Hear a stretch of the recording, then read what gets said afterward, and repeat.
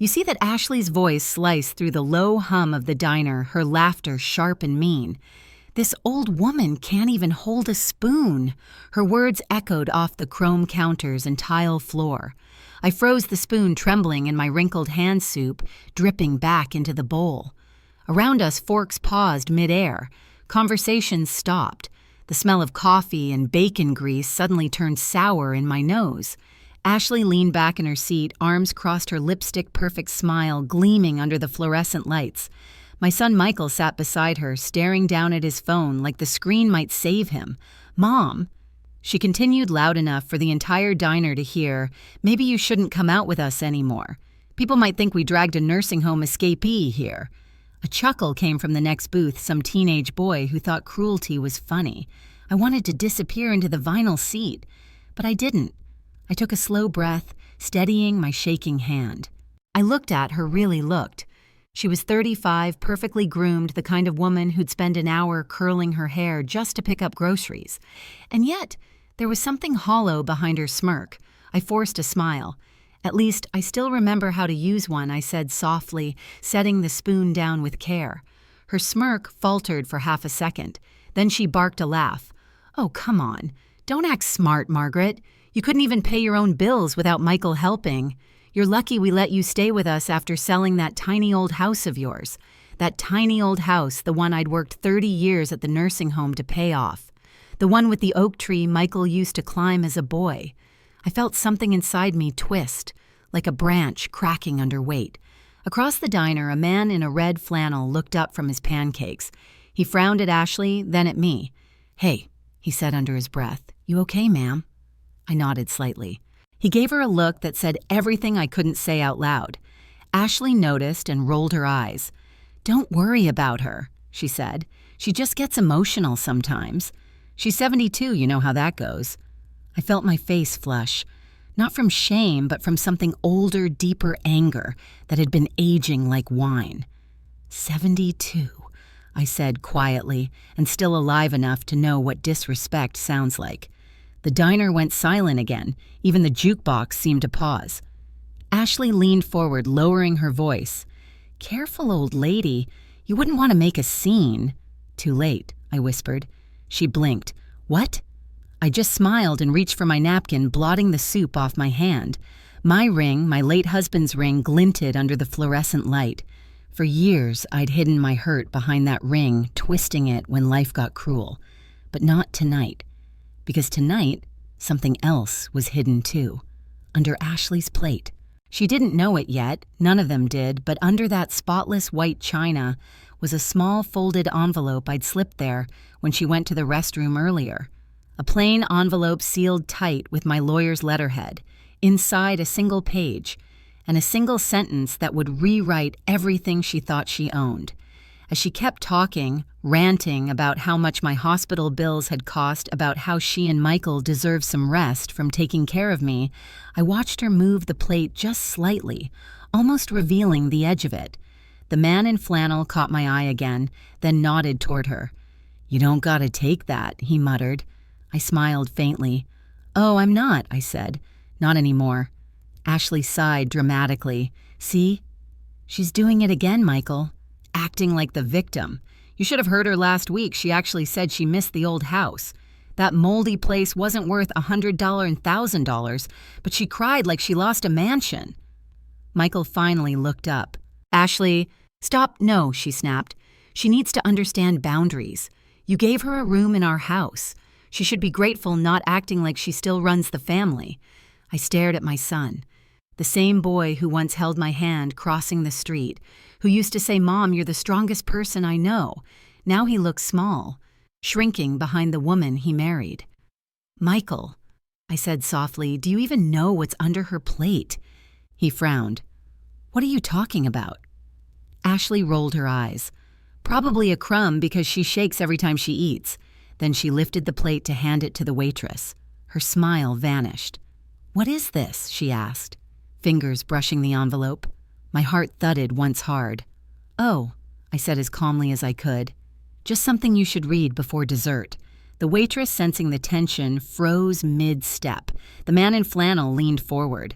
Even the teens in the next booth stopped giggling. Ashley tore the envelope open. Her eyes darted over the first line, and all the color drained from her face. I watched her mouth open, then close again like she couldn't form words. "Margaret," she whispered, What is this supposed to mean?" I folded my napkin, neatly smiled, and said, "It means the spoon isn't the only thing I can still hold."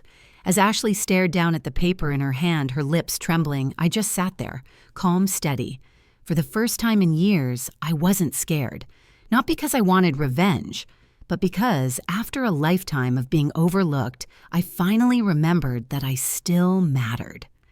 My name is Margaret Evans, 72 years old. I've never done anything impressive, at least not by the world's standards. I wasn't a doctor or a business owner or someone with a fancy degree. I was just a night nurse at St. Mary's nursing home working the graveyard shift for 35 years. I used to think there was nothing to be proud of in that, just changing sheets, spoon-feeding patients, holding hands when no one else would. But later I realized the smallest acts of care are the ones that truly keep people human. When my husband Harold died of a stroke at 59, I thought I'd fall apart. He left behind our little wooden house on the edge of Cleveland, a few pieces of worn furniture, and about $47,000 in his retirement fund.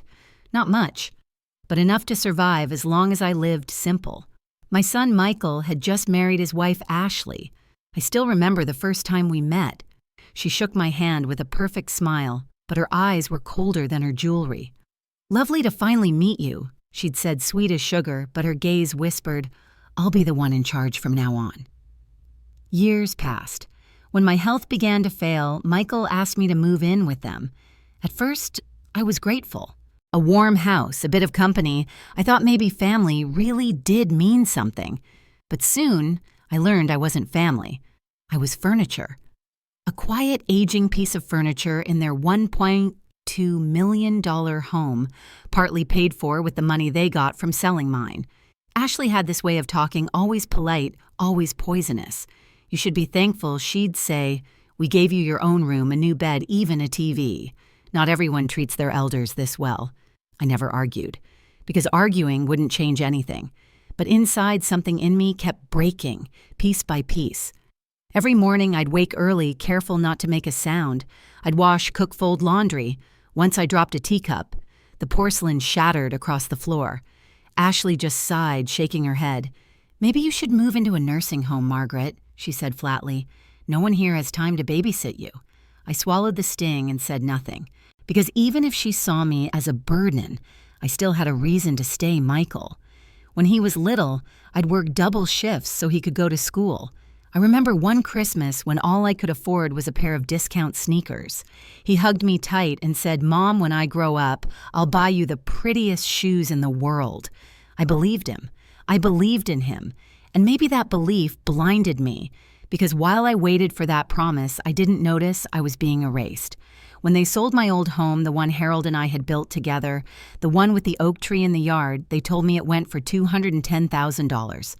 Michael said, "Don't worry, Mom, we'll take care of you." I nodded and handed over the deed.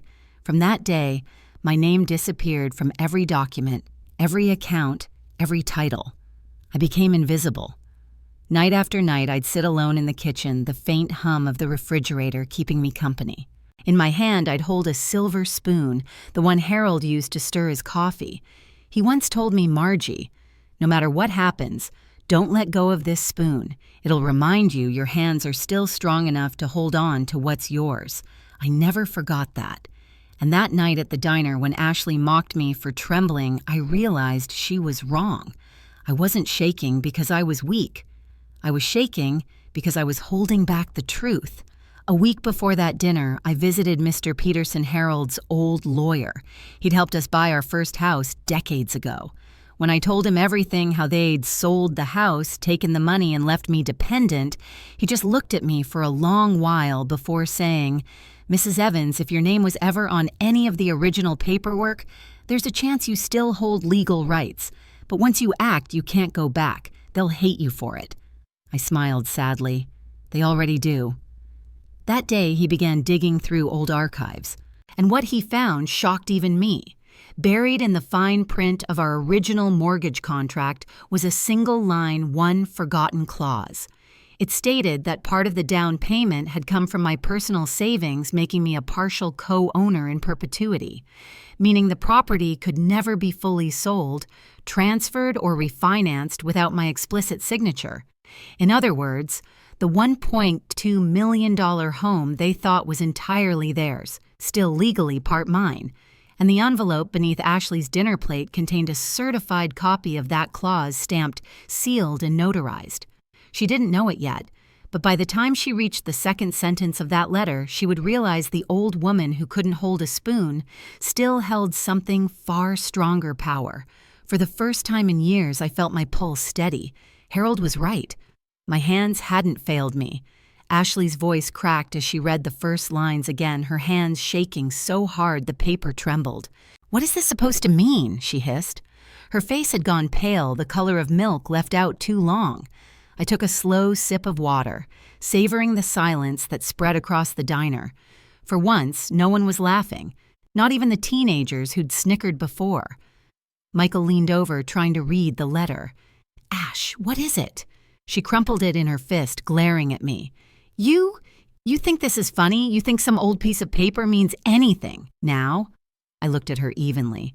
"Apparently the law thinks so." She froze. "You talk to a lawyer?" "Yes," I said. "Your father's lawyer, actually. The one who helped us buy our first home." Michael frowned. "Mom, what's going on?" Ashley tossed the letter onto the table. The envelope slid toward him.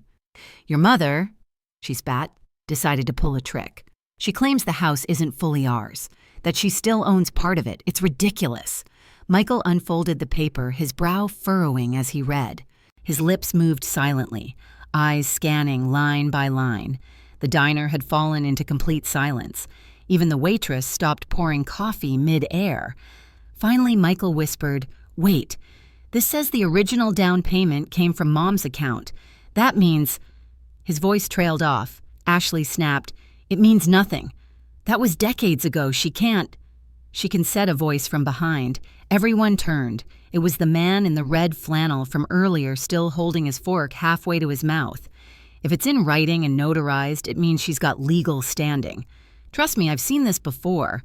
My ex tried that stunt once." Ashley glared at him. "Mind your own business," he shrugged.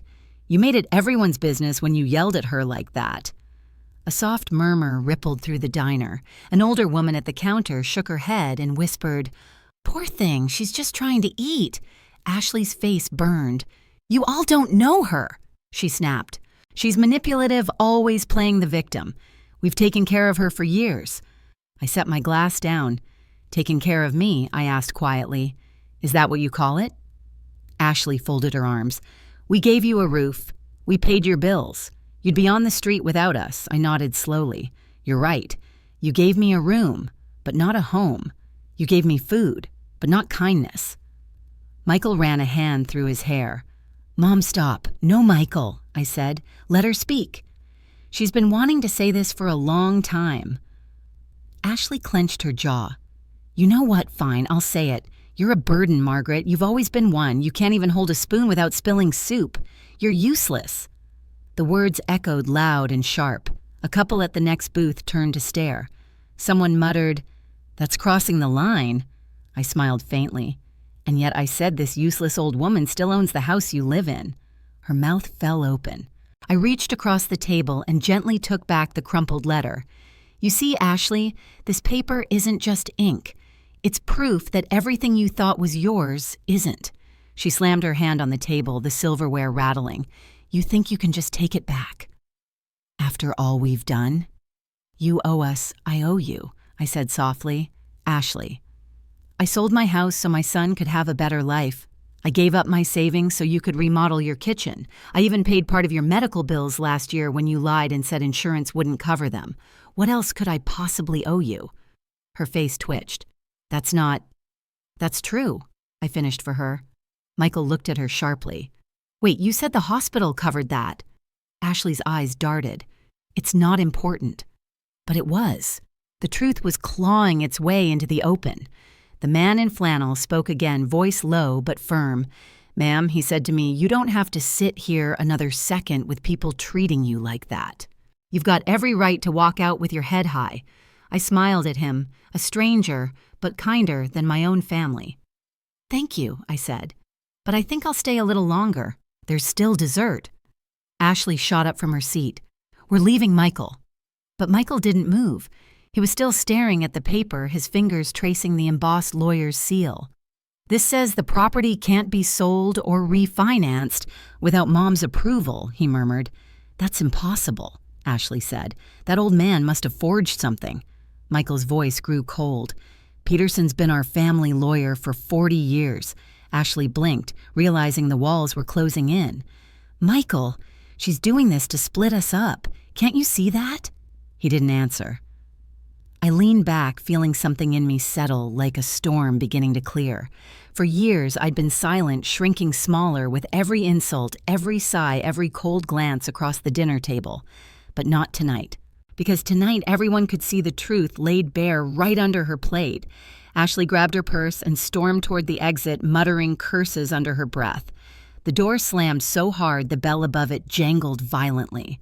Michael stayed seated, the letter still in his hand. "Mom," he said finally, his voice quiet, broken. "Why didn't you tell me?" I looked at him.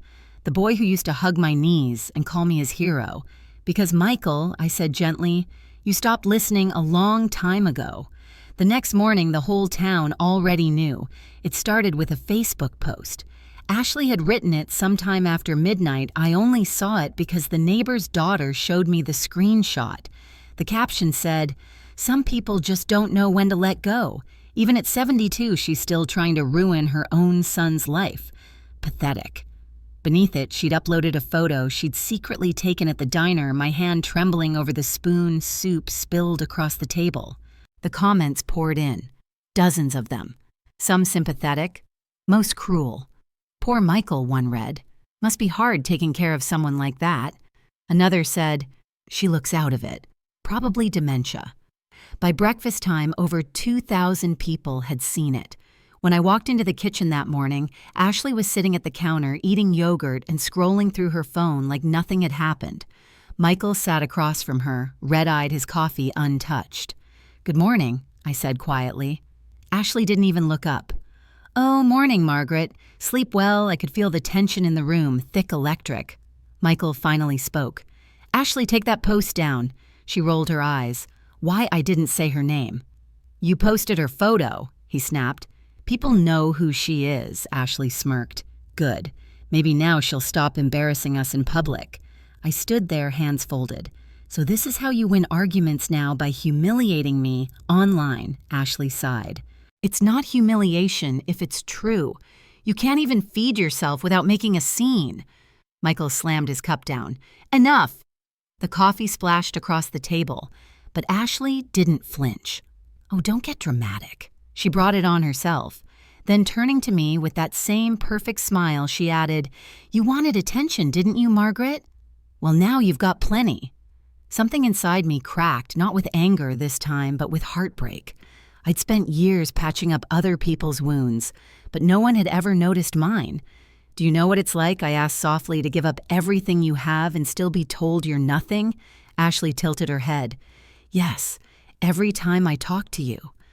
For a moment, I saw Michael's face change guilt, confusion, something close to horror. He opened his mouth, then closed it again. I walked past them toward the window. Outside, the sunlight was bright, cruelly beautiful. The neighborhood kids were playing basketball in the street. One of them pointed at the house and whispered something to his friend. They both laughed. Ashley noticed. She chuckled. "See, even they think it's funny." That was when I realized what this really was. Ashley didn't just want to hurt me. She wanted to erase me. Later that week, she hosted a small family brunch. I wasn't supposed to be there, but she insisted I come. "After all," she said sweetly, "you're part of the family." Sort of. I should have known better. The table was beautiful, fresh tulips, mimosas, eggs Benedict. Her friends were there too, women my age, but sharper, richer, louder. They greeted me with tight smiles, their eyes full of pity. Ashley poured herself champagne. "You all remember my mother-in-law, Margaret?" she said, voice sugary sweet. "She's been a bit confused lately." Laughter. I sat there staring at the bubbles rising in my water glass. Ashley continued, "She's convinced she still owns part of our house. Isn't that adorable?" More laughter. Someone whispered, "Bless her heart." Michael tried to interrupt. "Ashley, stop," but she waved him off. "I'm just explaining, honey. It's not like it's a secret." Then she looked straight at me. "Would you like to tell everyone about your lawyer, Margaret?" The room went quiet. All eyes turned to me. I wanted to leave. Every instinct screamed to walk out, but my pride anchored me to that chair. "Yes," I said finally. "My lawyer. The one who confirmed that your house isn't entirely yours." The laughter stopped. Ashley leaned forward. "So you admit it. You're trying to take what's ours." I smiled faintly. "I'm not taking anything. I'm just reclaiming what's mine." She clapped her hands once sharply. "There it is, everyone. You heard her. The old woman wants our home." The women around the table began murmuring, again, shaking their heads. One of them, a thin blonde named Rebecca, whispered, "That's awful. Imagine suing your own family." Ashley nodded dramatically. "Exactly. After everything we've done for her, some people have no gratitude." Tears stung the corners of my eyes, but I refused to let them fall. I looked at Michael. "You're really gonna let her do this?" He looked torn, caught between shame and fear. "Mom, please. Just stop for today. Stop." That one word cut deeper than any insult. Stop being yourself. Stop fighting back. Stop existing. I stood up slowly, the chair scraping against the hardwood floor. "You know," I said softly, "Harold once told me a person's worth isn't measured by what others think of them. It's measured by what they can still hold on to." Ashley raised an eyebrow. "And what exactly are you holding on to now?" I looked her straight in the eye. "My dignity," I said, "and the truth. That's more than I can say for you." Her smile froze. The room went utterly silent. Then I turned and walked out slow, steady, refusing to look back. Behind me, I heard Ashley whisper to her friends, "She'll be gone soon anyway. Just wait." Outside, the air was cold but clean. For the first time in years, I breathed deeply and made myself a promise. They wanted me to vanish quietly, but they'd forget one thing I'd worked with dying people my whole life. I'd seen regret destroy the living more than death ever could, and I was nowhere near done living. The silence that followed that brunch stayed with me for days. It hung in the walls of the house like smoke, thick and sour. Michael barely spoke to me. Ashley, on the other hand, was louder than ever. She walked around humming, making phone calls, slamming drawers. Every sound felt deliberate, like a warning. One evening, I walked into the kitchen and found her on the phone with someone from the bank. Her voice was calm, professional, rehearsed. "Yes," she said, "we're transferring the remaining funds from the joint account. My husband will come in tomorrow to sign." Joint account. My heart dropped. That was my retirement savings. What little I had left after all the years of bills and doctor visits. I had put Michael's name on it years ago so he could help me manage it in case something happened to me. I never imagined he'd let her touch it. When she hung up, she turned and smiled like she'd just won a game. "Oh, hi, Margaret. I was just handling some things for the house. You wouldn't understand. It's all financial." "I understand enough," I said quietly. "You're taking my money." Ashley leaned against the counter, crossing her arms. "Your money? You mean the same money we used to pay for your medicine, your food, your room? You don't have any money, Margaret. You live off us." I felt something twist inside me. "That's not true," I said. "I earned that. Every dollar came from my work." "Your work," she laughed. "Changing bedpans and spoon-feeding old people. Let's be honest. Michael and I are the only reason you have a roof." I wanted to shout, but I couldn't. The anger pressed so hard in my chest that no words came out. Later that night, I heard voices from the living room. I crept halfway down the stairs and listened. Michael's voice was low, strained. "Ash, maybe we shouldn't do this. It's still her name on that account. She won't even notice," Ashley said. "She can barely use her phone. By the time she finds out the transfer will be done, we'll move it to a new account under both our names. It'll look clean." "She's still my mother," he whispered. "Then act like a son and take care of her finances," she snapped. "Do you want to pay her medical bills again next month? Or her insurance?" "She's draining us. This is for our future. Their future. My loss." I went back to my room and sat on the edge of the bed, the old floor creaking beneath me. The silver spoon sat on the nightstand, catching a sliver of light. I picked it up, turned it in my hand, and whispered, "Harold, what would you do?" The next morning, the bank called me. A polite voice informed me that a transfer had been made from my account. $92,000. My breath caught. That was everything. I went to the kitchen holding the phone like a weapon. "Michael," I said, "did you sign something yesterday?" He looked up from his coffee, guilt all over his face. "Mom, please don't be upset. It's just temporary." Ashley said, I interrupted. "And you listened." Again. Ashley walked in tying her robe. "Oh, are we having another scene? I thought you learned your lesson at the diner." I clenched my fists. "You stole from me." She smirked. "No, we moved the money. Same difference." I could feel my pulse pounding in my ears. "You had no right." "Oh, Margaret," she said, her voice dripping with condescension. "You keep acting like you have rights. That's the problem." Michael stood between us, his hands raised. "Please, both of you stop." But she pushed past him. "Face it, Margaret. You're too old to make decisions. You should be grateful we're taking care of things. Most people your age are in homes. Maybe that's where you belong." The words hit like a slap. That afternoon, she made an appointment with a social worker. I overheard her on the phone. "Yes," she said sweetly. "My mother-in-law is becoming unstable. We're exploring assisted living options, somewhere safe, quiet, maybe even permanent." Permanent. That night, I couldn't sleep. Every tick of the clock felt louder. My chest ached from holding in the rage. I walked to the window and looked out at the streetlights glowing over the snow. My breath fogged the glass. They wanted to put me away, take my home, my money, my independence, leave me to fade quietly. But they didn't know me. I'd spent decades working nights at a nursing home, caring for people who'd been thrown away by their families. I'd seen their eyes empty and resigned. I'd promised myself I'd never become one of them. So the next morning, I packed a small suitcase and left the house before sunrise. I went straight to Mr. Peterson's office downtown. He looked surprised to see me, but motioned for me to sit. I handed him the printed bank statement. He read it, jaw tightening. "They moved your funds without authorization," I nodded. "Then it's fraud," he said simply, "and we can prove it." He reached for his phone. "I'll contact the bank's fraud department. But Margaret, are you sure you want to do this? Once we start, there's no going back." I looked him straight in the eye.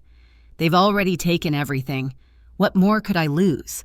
He nodded slowly. "Then we'll take everything back." By the time I left his office, the morning sun was spilling across the city, golden and cold. I walked down the sidewalk, my breath rising in clouds, and for the first time in months, I felt steady. They thought they'd broken me. They thought the old woman with shaking hands couldn't fight. But I wasn't shaking anymore. I was sharpening.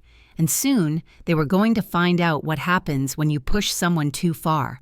The walk back from Mr. Peterson's office felt longer than usual, even though the winter air was crisp and clear. Snow crunched beneath my shoes, and for once I didn't feel cold. Maybe it was the anger burning inside me, or maybe it was something else, something sharper, steadier. The kind of strength that comes when you've already lost everything. When I reached the little bus stop near the park, I sat down on the bench and let the city move around me. Cars passed. Children laughed in the distance. I could hear church bells somewhere far off echoing through the cold air. And in that moment, memories came rushing back, the pieces of a life I had built, one shift, one sacrifice at a time. I remembered the first day I started at St. Mary's nursing home. I was 27, terrified, wearing shoes that were too tight, and carrying a secondhand lunchbox. My first patient was an old woman named Rose, who couldn't remember her own name half the time. But she always smiled when I brushed her hair. Every night she'd say, "Don't forget, sweetheart, we're all just walking each other home." For 35 years, I walked people home. I was there when they took their last breaths, when families didn't show up, when no one was left to say goodbye. I held hands that trembled like mine does now, whispered prayers into rooms that smelled of disinfectant and fading hope. Those years took everything out of me, my back, my sleep, my youth, but they also taught me what real strength looks like. It isn't loud, it isn't angry, it's quiet, stubborn, patient, the kind of strength that waits. I pulled the silver spoon out of my coat pocket and turned it over in my hand. The initials H.E. were still engraved on the handle. Harold Evans. My Harold. I could still see his smile when he first handed it to me sitting at the kitchen table of our old house. "Keep this," he'd said. "It's not about the spoon. It's about remembering that your hands can still hold what matters. Back then, what mattered was our family, our son, a future we built from scratch. Now what mattered was something else, the truth, and the chance to stand tall again." When I got home that afternoon, the house was quiet. Ashley's car wasn't in the driveway. Michael's coat hung on the rack. I walked to my room, opened the drawer, and pulled out the folder Mr. Peterson had given me. Inside were copies of every document we'd need, bank statements, property contracts, the original clause that tied my name to the house. I laid them out on the bed, one by one, my fingers tracing the lines. For a moment, I almost felt sorry for them, for the mess they'd made, for the greed that had eaten away at what used to be love. But then I remembered the Facebook post, the laughter, the way Ashley's friends had looked at me like I was a burden. No, I told myself. Pity is for the ones who can't change anything. That night, Michael knocked softly on my door. I didn't answer right away. He opened it anyway. His face looked older, somehow drawn and tired. "Mom," he said, his voice hesitant, "Ashley told me you went to see Peterson again." I did. "She said you're planning to sue us." I looked up from the papers. "I'm planning to take back what's mine." He sighed and sat down on the edge of the bed. "Why now, after all these years? Why can't we just let things be? Because letting things be is what got us here," I said. I kept quiet while she talked over me. I gave when I should have held on. I trusted when I shouldn't have. "And you," I paused. "You stopped seeing me as your mother. You started seeing me as a problem." He rubbed his face. "That's not true." "Then tell me," I said gently, "when was the last time you looked at me without waiting for me to disappear?" He didn't answer. His silence said everything. After a while, he stood up. "Ashley's angry. She's talking to lawyers, too." I smiled faintly. "Good. It's about time she read something worth her attention." He stared at me like he didn't recognize me anymore. "You've changed." "No," I said. "I just remembered who I was before she convinced me I was nothing." When he left, I closed the door and leaned against it, breathing deeply. My legs ached. My hands trembled, but I didn't feel weak. I felt awake. That weekend, I went back to the nursing home. Not to work, just to visit. The place smelled the same coffee, bleach, and thyme. The receptionist, a kind young woman named Claire, smiled when she saw me. "Mrs. Evans." "It's been ages. I wanted to see Rose's old room," I said. Claire nodded and led me down the hallway. Room 214. The paint was fresher, but the windows still faced the same patch of garden. I stood there for a long while watching the snow fall on the benches outside. I thought about all the people who'd sat there waiting for someone who never came. That's when it hit me. That was what Ashley wanted, for me to wait quietly until no one remembered I existed. But I wasn't going to end up like that. When I left the nursing home, I stopped by the flower shop next door and bought a small bouquet of lilies. I didn't know who they were for exactly Harold Rose, maybe even myself. I placed them on my kitchen table when I got home and whispered, "This isn't over." That night, I wrote a letter. Not to Ashley, not to Michael, to myself. I wrote, "You are not done. You are not weak. You have survived too much to disappear quietly." Then I signed it, folded it, and slipped it under the silver spoon on my nightstand. The house was dark, silent, almost peaceful. But in the stillness, I could feel something shifting, a new current, quiet but unstoppable. They thought they'd broken me. What they didn't understand was that sometimes the strongest revenge isn't in anger. It's in patience. And my patience was just beginning. The following Monday began quietly. Too quietly. Ashley had gone out early, leaving behind a trail of perfume and cold coffee cups. Michael had left for work without saying goodbye. The house was mine again for a few hours, or at least it felt that way. The silence was heavy but comforting. I moved slowly from room to room as if walking through someone else's life. When I reached the study, I stopped. It had always been Ashley's kingdom, her desk, her folders, her sleek white computer. The smell of her floral candle still lingered. I wasn't supposed to be there, but I had nothing left to lose. I pulled out the chair and sat down. The computer screen was still on the cursor, blinking in the corner of an email draft. I shouldn't have looked. But curiosity is a dangerous thing when you've been betrayed. The subject line read, "Re-property transfer, urgent." My breath caught. I scrolled down.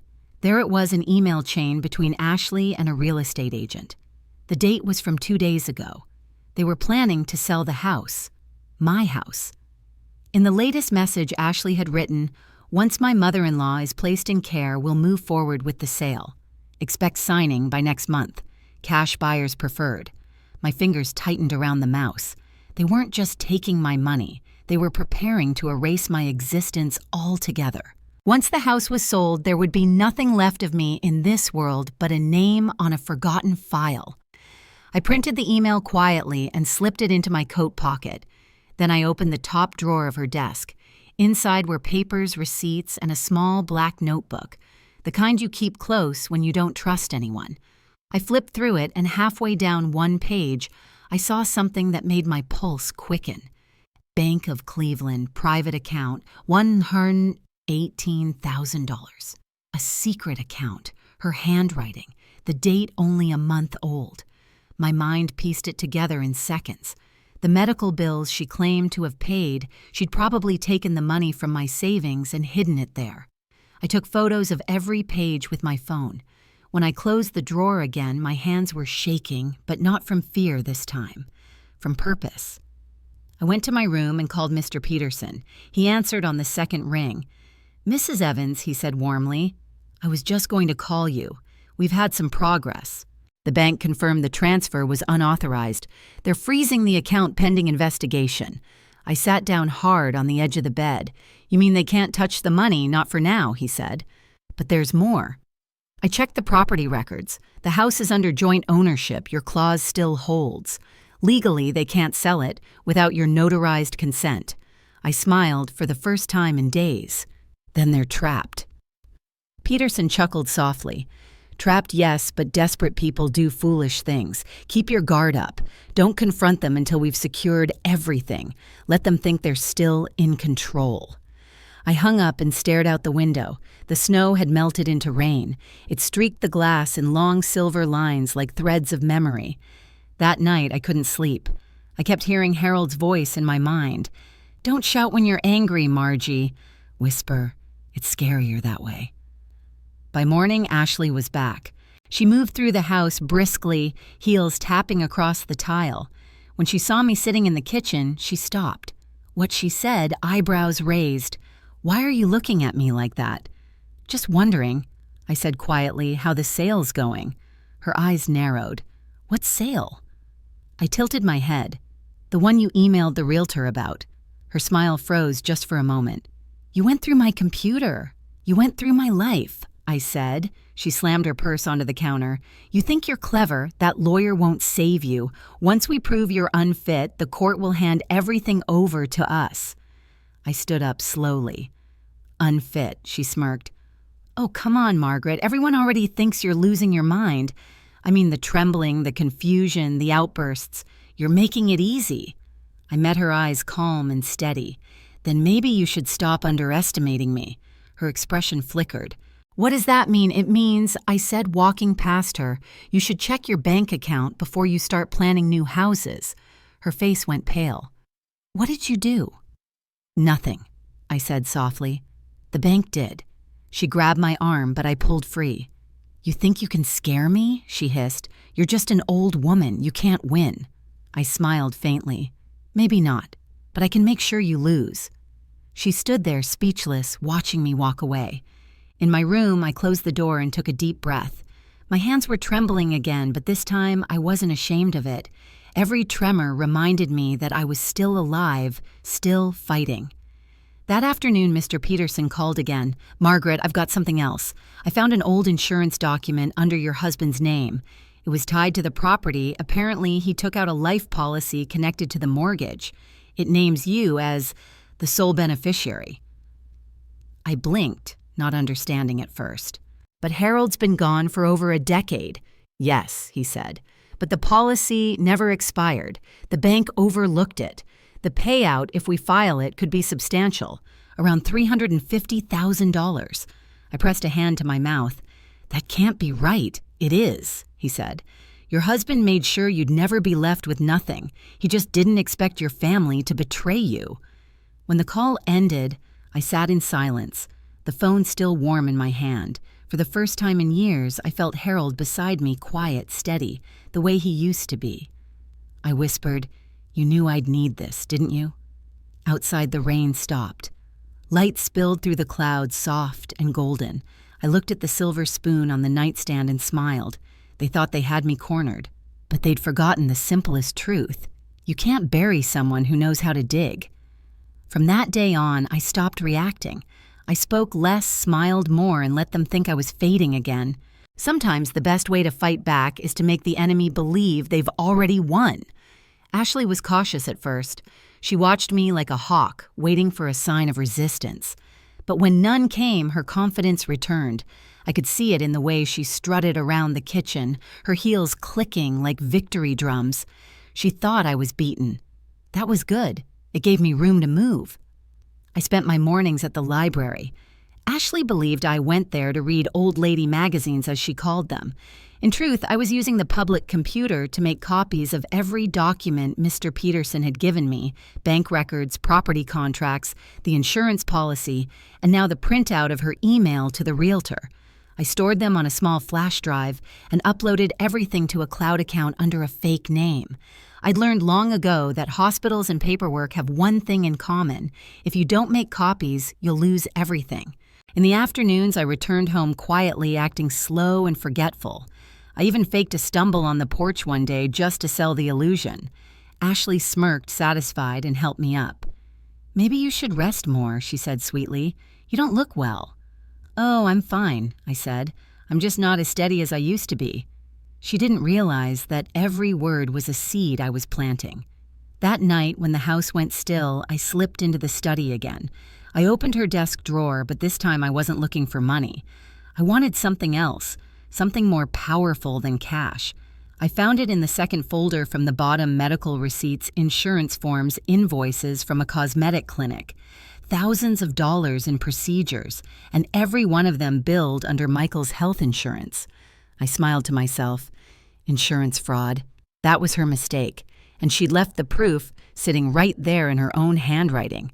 I photographed every page and tucked the folder back where I found it. Then I went to bed, the kind of sleep that comes only when you've seen the path ahead clearly. The next morning I made pancakes for breakfast. Michael looked surprised. "Mom, you're cooking again? Just felt like it," I said, flipping one onto his plate. Ashley walked in wearing her silk robe, phone in hand. "You're making a mess, Margaret," she said. I smiled. "I'll clean up. You go ahead with your day." She blinked, caught off guard by my softness. "Right. Well, don't burn the house down." She laughed at her own joke and walked out. Michael gave me a cautious smile. "You seem different." "Maybe I am," I said. He hesitated. "Ashley said you threatened her." I set the spatula down. "Did she also tell you she tried to sell the house behind your back?" He frowned. "That's not—" "It's true," I said calmly. "There's an email on her computer, from her to a realtor. I printed it." He stared at me, color draining from his face. "Why would she do that?" "Because she doesn't love this house, Michael. She loves what it's worth." He didn't answer. I could see the battle behind his eyes. For the first time, he wasn't sure who to believe. That was enough for now. Later that week, Mr. Peterson called again. "Margaret," he said, "everything's ready. We've filed a fraud report and prepared a cease and desist letter. Once it's served, they won't be able to sell or refinance anything." "Good," I said, "but don't send it yet, not until I say so." He hesitated. "You're planning something." "I'm waiting for the right moment," I said. "If she wants a show, I'll give her one." Over the next few days, I played my role perfectly. I forgot my purse once on purpose, asked Ashley for help with my phone, pretended to mix up dates. Every small act convinced her more, and when she was finally sure I was harmless, she started boasting again. One evening, as she was setting the table, she said, "You know, Margaret, it's funny. You used to scare me a little, but now I realize you're just old. All bark, no bite." I smiled faintly. "Is that so?" She said. People like you never win. You fade away. It's nature. I poured myself a glass of water. Then you'd better enjoy it while it lasts. She didn't understand, not yet. But she would. That night I called Mr. Peterson again. Tomorrow, I said, send the letters, all of them, to the realtor, the bank, and to my son's address, and make sure a copy of the insurance fraud report goes to the police department. He was quiet for a moment. Are you sure I've never been surer? I said. The next morning I woke up before dawn. I made coffee, put on my best gray coat, and waited by the window. At exactly 8:30, a courier van pulled up. A young man stepped out with an envelope in his hand, rang the bell, and left it on the porch. When Ashley opened the door and picked it up, I watched from the hallway as she tore it open. Her face turned white. "What is this?" she demanded. Michael looked over her shoulder, reading the first few lines. "It's from Peterson's office," he said. "He's freezing the accounts." "And wait, what's this about fraud?" Ashley stammered. "That's ridiculous. It's a mistake." Michael's voice hardened. "They've got your name, your signature, your clinic bills. How could it be a mistake?" I stepped into the kitchen doorway holding my cup of coffee. "You really should have read the fine print before you started stealing." She turned toward me, eyes wide. "You did this?" "Yes," I said calmly, quietly. For the first time since I'd known her, Ashley was speechless. Her phone slipped from her hand and hit the tile. Michael stared between us. "What happens now?" I took a slow sip of coffee. "Now," I said, "we wait." The truth has a funny way of finding its way home. Outside, the wind howled against the windows. Inside, the silence was heavier than ever. But it was a silence I had earned. And this time, it didn't feel like defeat. It felt like the calm before justice. The following week arrived with gray skies and a silence that clung to the house like fog. No one spoke much. The sound of every drawer closing, every door creaking, carried tension. Michael stayed at work late every day. Ashley barely left her room. I could hear her pacing, making whispered phone calls that ended in sharp words and tears. The silence that followed was my victory, but I didn't celebrate yet. On Friday morning, Mr. Peterson called. "Margaret, the bank has completed their internal review. The transfer from your account is officially deemed fraudulent. They're reversing the funds back into your name." I gripped the phone tightly. All of it. Every cent, he said. $92,000. Frozen for now, but safe. I closed my eyes. "Thank you." He hesitated before speaking again. "There's something else. Ashley and Michael have been summoned to my office. I thought it would be fair to invite you as well. The meeting's set for tomorrow at 10. My breath caught. "You want us all there?" "Yes," he said. "It's time this comes to light in person." That night I barely slept. My hands trembled as I ironed my old Navy coat, the same one I'd worn to Harold's funeral. I polished my shoes until they shone, then laid out the silver spoon on the table beside my bed. A small reminder that strength didn't vanish with age, it just got quieter. When morning came, the house was cold. Ashley was already dressed, her makeup flawless, but her eyes bloodshot. Michael stood near the door, pale and silent. "I'll drive," he said. The ride was quiet. The city slid past the window in gray streaks. Snowflakes drifted down, melting before they touched the windshield. I could see Ashley's reflection in the glass jaw, clenched hands gripping her purse so tight her knuckles whitened. When we arrived at Peterson and Company, the receptionist led us to a small conference room with polished wood walls and the faint smell of old paper. Mr. Peterson stood waiting, his glasses low on his nose, a neat stack of folders in front of him. "Good morning," he said calmly. "Please have a seat." Ashley crossed her arms, refusing. "I'll stand." Michael sat beside me, avoiding my eyes. Peterson opened the top folder. "Let's get straight to it. Mrs. Evans, this meeting concerns multiple financial and legal irregularities surrounding your joint accounts and property." Ashley scoffed.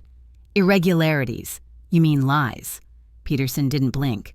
Mrs. Evans provided proof that funds were transferred from her retirement account without her consent. The bank verified the transaction came from your login credentials. Mrs. Turner, Ashley's voice rose. "That's not possible." "She must have hacked Mrs. Turner," he interrupted. "Please, the bank confirmed both your digital signature and your device ID. There's no mistake. Her mouth opened, then shut again. Michael's face drained of color. Peterson continued. In addition, we found an attempt to list the Evans residence for sale.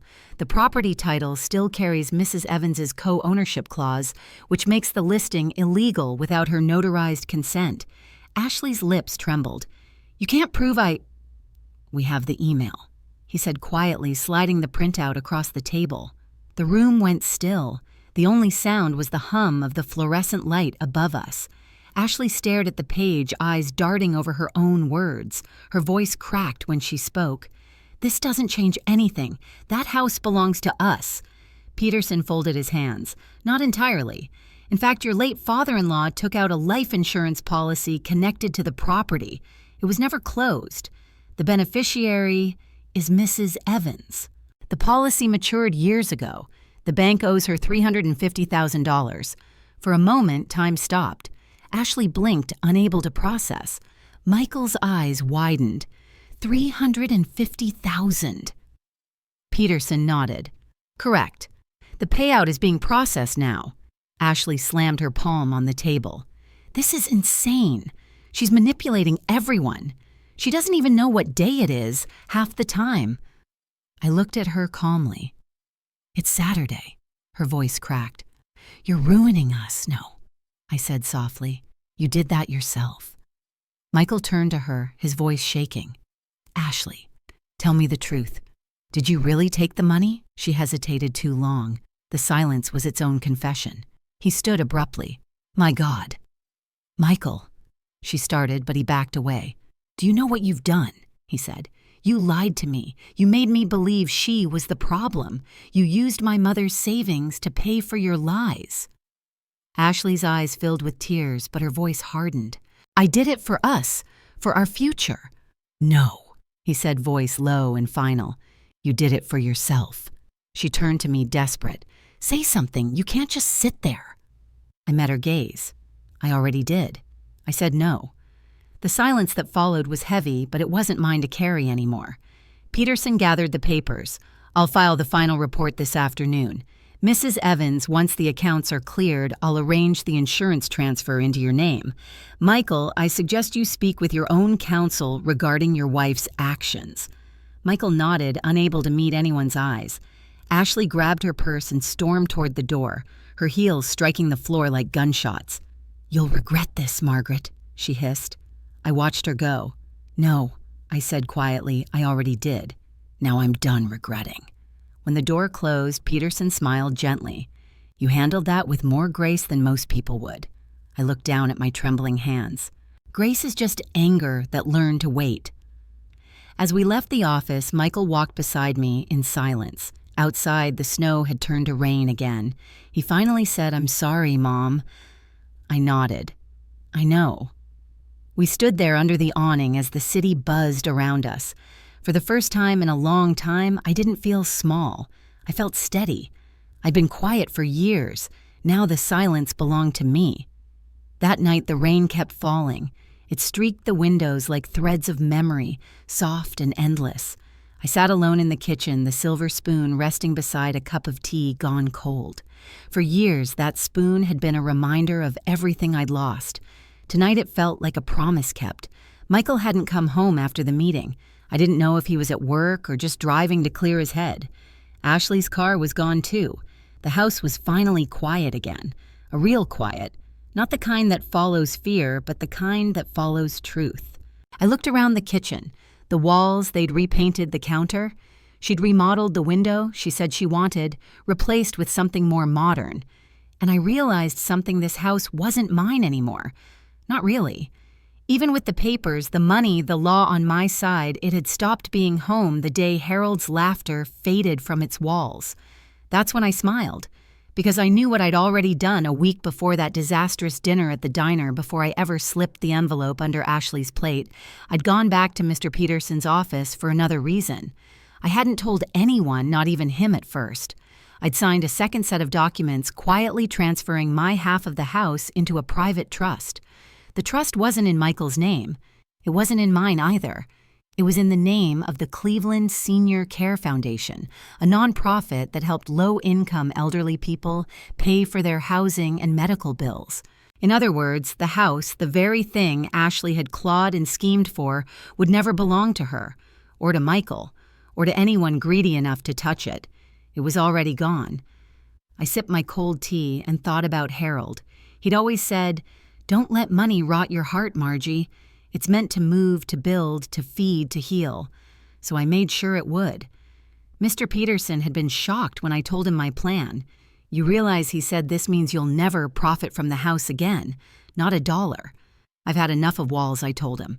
"It's time to build something that lasts longer than bricks." He smiled then, that kind of small, proud smile older men get when they realize you're braver than they thought. Harold would have been proud, he said. Now, sitting alone in the dim kitchen, I reached for the envelope on the counter, the one marked, "For Michael." I'd written it the night before the meeting. Inside was everything he needed to know the truth about the trust, the bank account now in my name, and a single request. Make something good out of what's left. I didn't want revenge anymore. I wanted peace. Around midnight, I heard the door open. Michael walked in soaked from the rain, shoulders heavy. He looked older than his years. "Mom," he said softly. I didn't turn right away. "You look tired." "I am." He sat across from me, hands clasped together. "Ashley left. I figured she would." He nodded. "She said it's over, that she won't come back.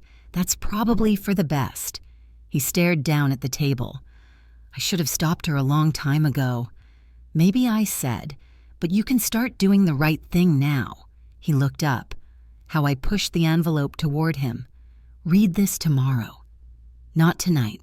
Sleep first." He frowned. "What is it?" "Just the rest of the story," I said. "You deserve to know how it ends." For a long time, neither of us spoke. The house hummed softly, the refrigerator clicking in the background, the rain whispering against the roof. Then he reached across the table and took my hand. "I'm sorry, Mom," he said. I nodded. "I know you are." After he went to bed, I walked into the living room. The house was dark except for the faint light from the street. I ran my fingers across the family photos, Michael as a boy, Harold, with his fishing hat, a younger me holding a cake. I smiled at the memory, then turned off the lamp. When morning came, I woke to the sound of footsteps. Michael was standing in the doorway, holding the opened envelope. His face was unreadable.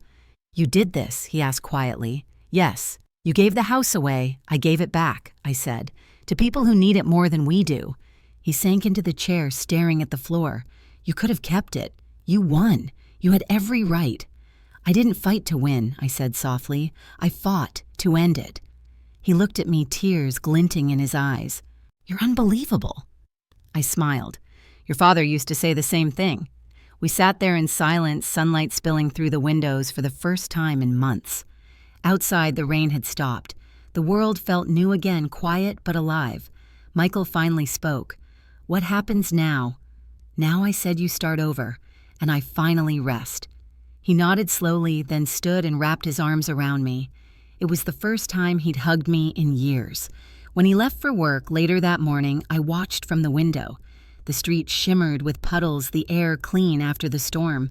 I turned back to the kitchen, picked up the silver spoon, and placed it carefully into a small box along with Harold's old watch and my wedding ring. I sealed the box and labeled it with 3 words, "What still matters." Then I placed it by the front door, ready for delivery to the foundation. That afternoon, Mr. Peterson called to confirm the final transfer. "It's done, Margaret," he said. "The property's officially under the foundation's name." "Good," I said. "Let's make sure they know it came from someone who used to be called useless." He chuckled. "I'll make sure of it." After the call, I stood in the doorway, breathing in the cool air. Somewhere down the street, I could hear children laughing, the sound bright and young. I closed my eyes and whispered, "Harold, we did it." The spoon in my pocket felt warm against my hand. For the first time in years, it didn't feel like something to hold on to. It felt like something I could finally let go of. News travels fast in small towns, and bad news travels even faster. Within a week, everyone seemed to know what had happened at Peterson's office. The whispers started at the grocery store, spread through the church pews, and by the next Sunday, even the cashier at the diner recognized Ashley's name. It wasn't just gossip anymore. It was justice. The first sign came on Monday morning when a letter from the insurance company arrived. Ashley's claim on Michael's policy, an old attempt to extend his coverage for her own medical treatments, was being investigated for fraud. Someone had tipped them off, though I didn't say who. The second sign came when Michael returned home holding his phone tightly. "She's everywhere," he said. "People are sharing the post about the fraud case online. Her clinic suspended her account. She says it's all your fault." I looked up from my tea. Maybe she's right. Maybe it's my fault for letting her think she could get away with everything.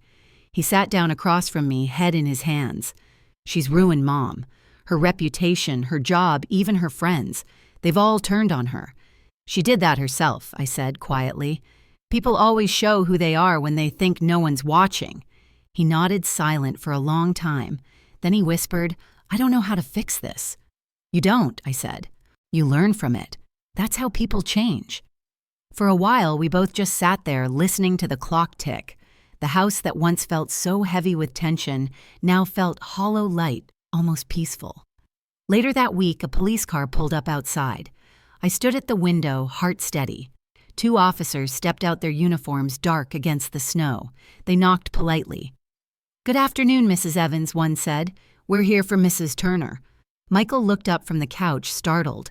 "What's this about?" The officer hesitated. "We have a warrant related to fraudulent insurance claims and unauthorized financial transactions. Mrs. Turner is named in the report." I didn't say a word. Ashley appeared at the top of the stairs, pale as paper. She must have heard everything. "This is ridiculous," she said, her voice trembling. "You can't just barge into my home." "It's not your home anymore," I said softly. She turned on me. "You did this. You set me up." I met her eyes calmly. "No. You set yourself up. You just didn't expect the truth to have paperwork." She tried to speak, but no words came out. The officers asked her to collect her things. She grabbed her purse, her phone, and one last glare for me. "You think this makes you noble?" she hissed. "You're still alone. No one will ever care about you." I smiled faintly. "Maybe. But I can live with myself. Can you?" When the door closed behind her, Michael sat in silence for a long time. I could see the guilt weighing on him, heavier than anything I could say. "Mom," he finally whispered, "I didn't know." "I know you didn't," I said gently. "That's what hurts the most." He nodded, eyes wet. "What happens to her now?" "That's not our story anymore," I said. For days afterward, the house was quiet again, but this time the silence didn't feel like defeat. It felt like healing. Michael started coming home earlier, cooking dinner, asking me about my day. He even fixed the old swing in the backyard, the one Harold had built when Michael was 10. One afternoon, I stepped outside with a cup of coffee and watched him work. The sun was setting, turning the snow into a field of gold. He looked up, wiping sweat from his forehead. "You remember when Dad built this?" "I do," I said. "You fell off the first time you tried it." He laughed softly. "He caught me before I hit the ground." I smiled. "That sounds like him." He nodded, staring at the swing. "You caught me too, you know. I just didn't see it."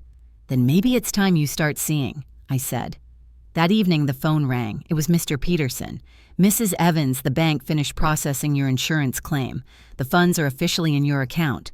I blinked, stunned. "You mean yes," he said. $350,000 transferred this morning. You're a wealthy woman again." I laughed softly. "I don't feel wealthy." "You are," he said kindly. "But I suspect you'll find a way to give most of it away." He wasn't wrong. The next week, I visited the foundation office downtown, the same one that now legally owned my old house. A young woman at the front desk recognized my name. "You're the Margaret Evans who donated the property," she asked. "I am," I said. Her face lit up. "You have no idea how much good that's done already. We've housed 3 seniors who were about to be homeless. One of them cried when she saw her room, said it felt like home." I smiled. "It is home. Tell them to take care of it." On my way out, I walked past a row of photos on the wall, faces of elderly men and women who'd received help. I stopped at one photo of an old woman holding a spoon and laughing. For a second, I thought it might have been me. That night, I sat by the window again, the house quiet but full of life this time. Michael brought me tea and set it down carefully. For once, he said, smiling, "I made it right." "Then there's hope for you yet," I teased. We laughed softly. Outside, the snow had begun to fall again, gentle, quiet, clean. I looked at it and thought about everything that had happened, everything that had been lost and found again. For years, I'd been told I was weak, useless, small. But standing there in that warm kitchen, I knew the truth. Weakness had never been my problem. It was patience. And patience, I'd learned, was its own kind of power. The snow fell quietly that morning, soft flakes drifting through the pale light. I sat by the window with my cup of coffee, watching the world outside turn white again. For years, I used to dread winter. It reminded me of stillness, of endings. But this time, it felt different. This time, it felt like peace. The house was warm and quiet.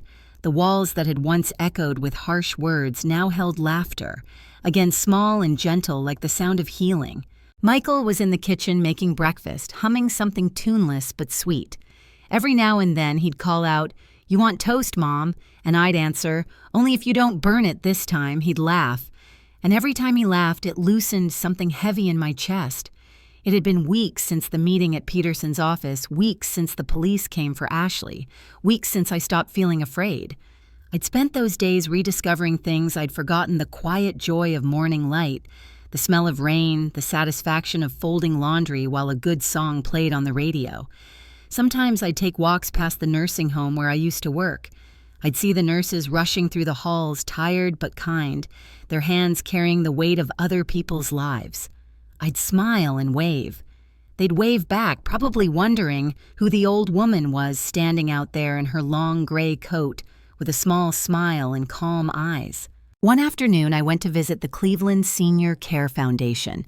They gave me a tour of the renovated house, the one that had once been mine. I walked through the front door and felt something catch in my throat.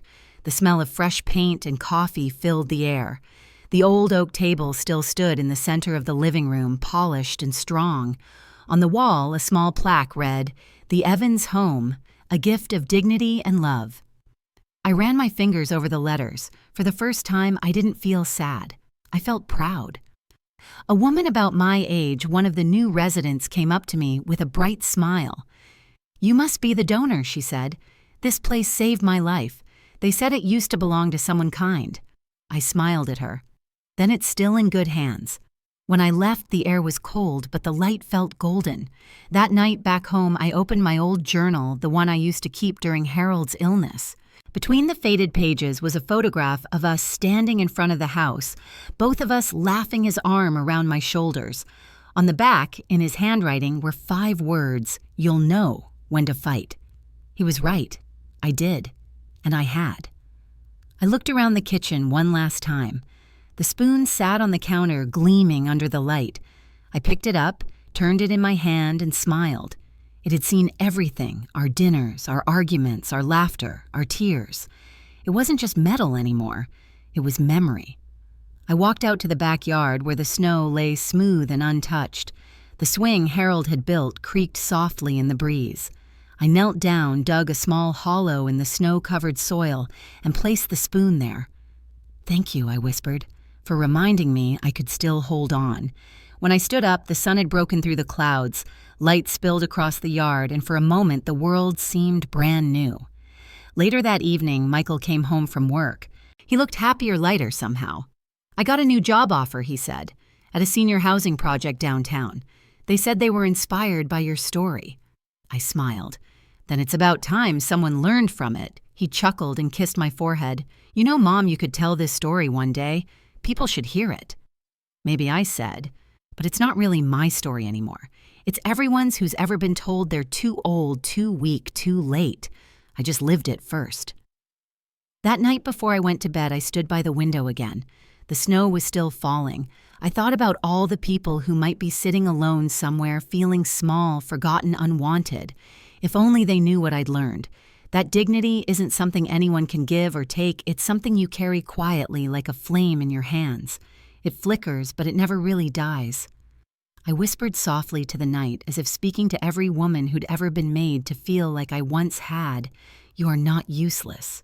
You are not forgotten. You are not done. And with that, I turned off the lights, let the house fall into stillness, and smiled in the dark. Because for the first time in a long time, I wasn't holding on out of fear. I was holding on because I had finally learned how to let go.